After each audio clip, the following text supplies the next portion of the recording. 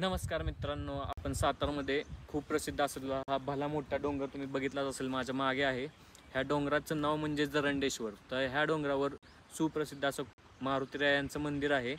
तर चला बघूयात मित्रांनो, आपण डोंगराच्या पायथ्याशी पोहोचलो आहे आणि डोंगराची पायथ्याशी अशी खूप सारी जागा आहे जिथं आपण टू व्हीलर पार्क करू शकतो. आणि टू व्हीलर पार्क करून आपल्याला येथून काही पायऱ्या चढाव्या लागतात. निम्म्या डोंगरापर्यंत पायऱ्या आहेत आणि तिथून पूर्ण दगडाची वाट आहे.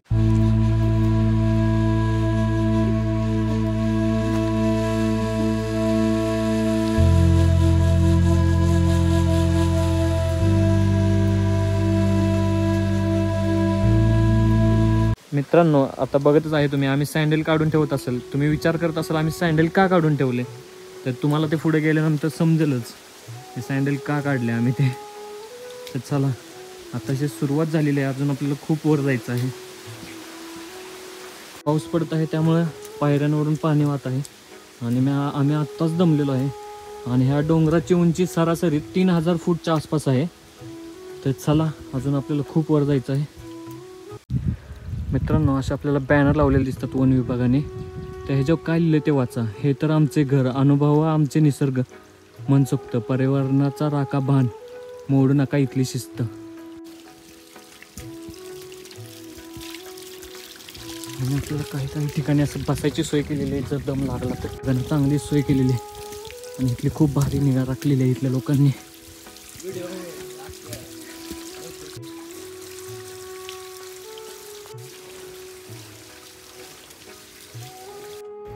ह्या डोंगराची थोडक्यात माहिती सांगायची म्हणजे, हा असा डोंगर आहे की लक्ष्मण मूर्छित असताना मारुतीरायांनी संजीवनी आणायला गेले असताना जो द्रोणागिरी पर्वत आणला त्याचा काही भाग पडला, तो म्हणजेच जरंडेश्वर. म्हणतात की इथे सगळ्या वनस्पती औषधी आहेत. इथे फक्त रोज येण्यानेच माणूस निरोगी राहू शकतो.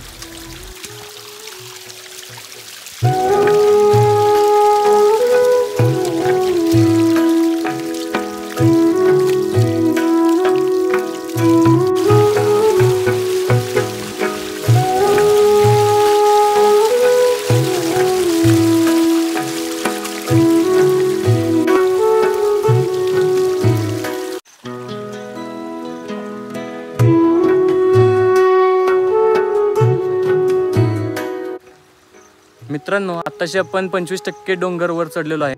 तर माझा जो पुढं व्ह्यू आहे तो बघून मनाला एकदम शांती मिळून जाण्यासारखा व्ह्यू आहे. तर चला, तुम्ही पण बघा. सातारला स्वर्ग का म्हणतात, ह्याचा अनुभव घ्यायचा असेल तर नक्कीच पर्यटन स्थळांना भेट द्या. वर जाताना आपल्याला काही काही ठिकाणी अशी छोटी भांडी किंवा छोटे छोटे बॉटल्स बांधलेले दिसतात. उन्हाळ्यात खूप पक्ष्यांना पाण्यासाठी वणवण करावी लागते, त्यासाठी केलेला हा एक प्रयत्न आहे. तर तुम्ही जर उन्हाळ्यात कधी भेट दिलीच तर येताना पाणी तुमच्या बॉटलमध्ये शिल्लक राहिलं असेल ते फेकून न देता पक्ष्यांना व प्राण्यांना द्यावे. निसर्गाचा आनंद घेत आहे, पण आल्यावर अशा बिस्लरीच्या बॉटल, प्लॅस्टिक्स, पेपर इथे टाकू नका, कारण की हा निसर्ग आपल्याला जपायचा आहे. तर तेवढी खात्री नक्की करा. हा बघा, मला दोस्त भेटला. काय म्हणतात हे मला माहीत नाही, तुम्हाला जर माहीत असेल ह्याला काय बोलतात तर कमेंटमध्ये नक्की सांगा. मित्रांनो, त्याला हातात उचलून घेतलं तर तो बघा कसं सर्कल करून बसलाय. भिलाय तो माझ्या मते, ते त्याला सोडून. आपण आता पायऱ्या संपत आलेल्या आहेत आणि ह्याला पहिलीचीच असं म्हणलं जातं आमच्या गावात. आणि इथून दगडाची वाट सुरू होते. पाऊस पडल्यामुळे खूप सारा चिखल आहे, पाय घसरत आहेत. येताना नीट यावे. आम्ही तर बघा सँडल का काढला हे तुम्हाला सांगायचंच राहिलं.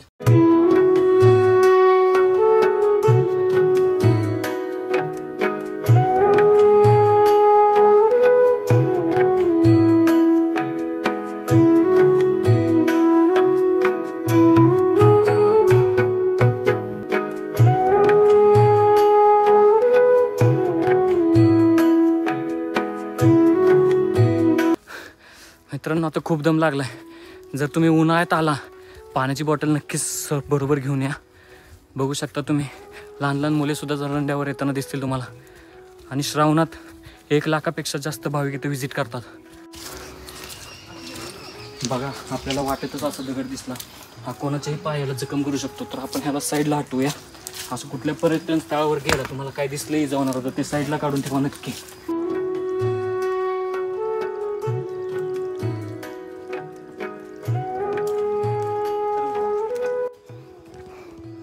दगडांवर आपलं असं जय श्रीराम लिहिलेलं दिसत आहे आपल्याला. खूप साऱ्या ठिकाणी लिहिलेलं आहे. जाईल त्या दगडावर जय श्रीराम लिहिलं आहे.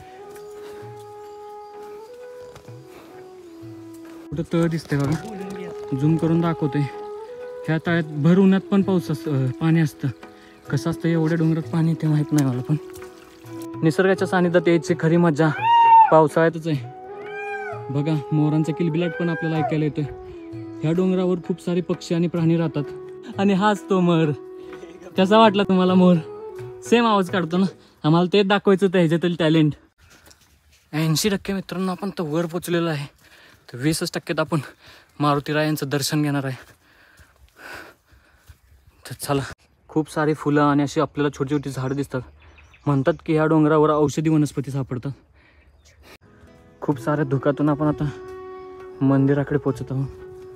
आणि खूप दम लागलेला आहे. बघू शकता तुम्ही धुकं कसं पडलेलं आहे इथं.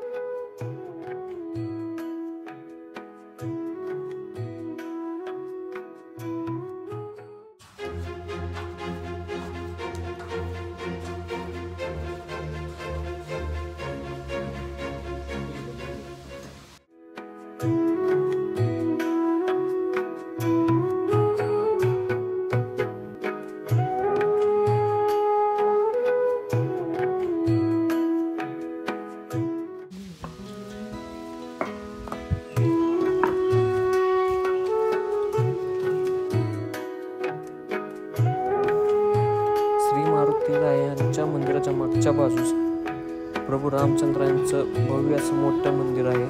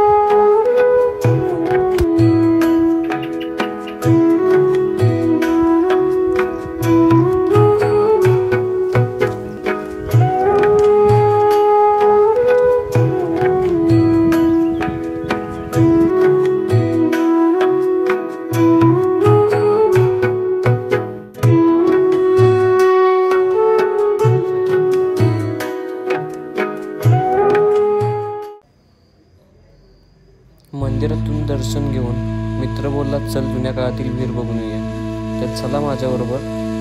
बघा पुरातन काळात बांधलेली दगडी बांधकाम असलेली विहीर कशी आहे ते.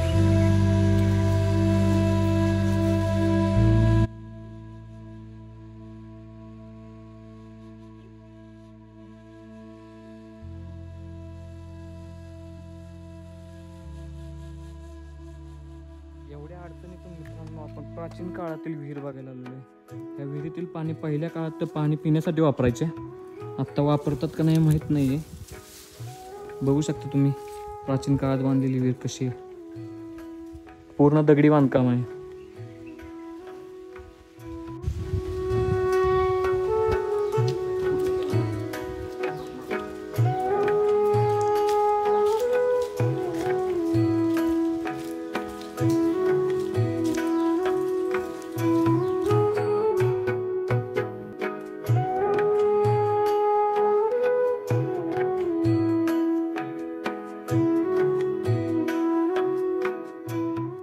बघू शकता इथला परिसर किती स्वच्छ आणि सुंदर वाटतंय.